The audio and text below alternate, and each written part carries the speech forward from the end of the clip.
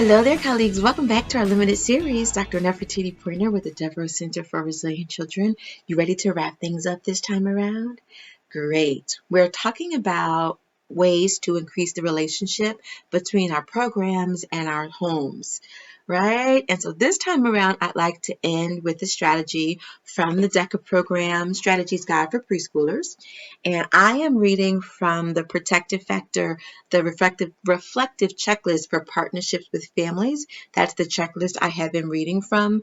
And this time I'm looking at item number 6, which says reduce or avoid adding to a family's stress. What you say now? Well, I said reduce or avoid adding to a family's stress. Now, hold on. I want to tell you something. I've got a really important message at the end, but let me just give you these quick ideas to think about. First of all, how do I do that, Nefertiti? How do I reduce or avoid adding stress? Well, first of all, be open-minded.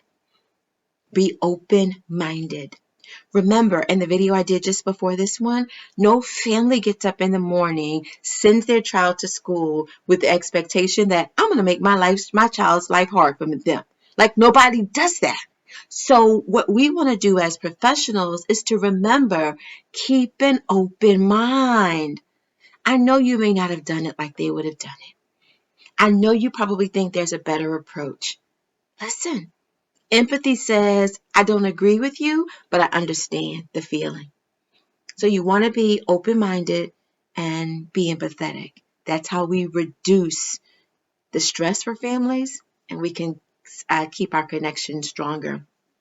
Second thing I want you to think about is, as you get to know the families, really stop and think about what their experience is, how their experiences may translate to family dynamics, and then what that might be doing to the baby, the toddler, or the preschooler.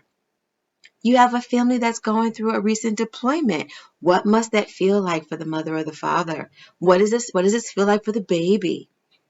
You have a family that has recently separated or moved to a location, or maybe the death of a family member. Maybe poverty levels are very high and the basic needs aren't being met. What must this feel like for the family? So to avoid adding stress to it, just think about it and make any changes in your approach with the family that you might deem necessary. Number 3, have resources readily available.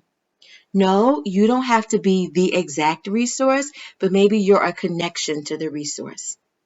Remember, it takes a healthy village to raise healthy children. And sometimes you are a part of strengthening the health of the family's village. Yeah. And then that leaves me with one more thing. Don't forget confidentiality. As we work to minimize the stress that we have with that our families have, whatever they share with us, let's do our best. Let's make sure we respect confidentiality and make sure nothing else gets discussed outside of the comfort and safety of that conversation. All right? And then finally, before I leave you today, in order to reduce the stress on our families, take care of yourself and put it down if it has become too heavy. Do you know what I mean when I say this? Well, as you try to implement this strategy, sometimes you are going to carry some of the stressors of your families. The term in our field is called vicarious trauma. You start to feel it so much, compassion fatigue, it all starts to feel so heavy. Colleague, hold it, but put it down if it has become too heavy. And put it down as you work to promote your wellness. Does that make sense? All right. Thank you for listening. We'll see you soon.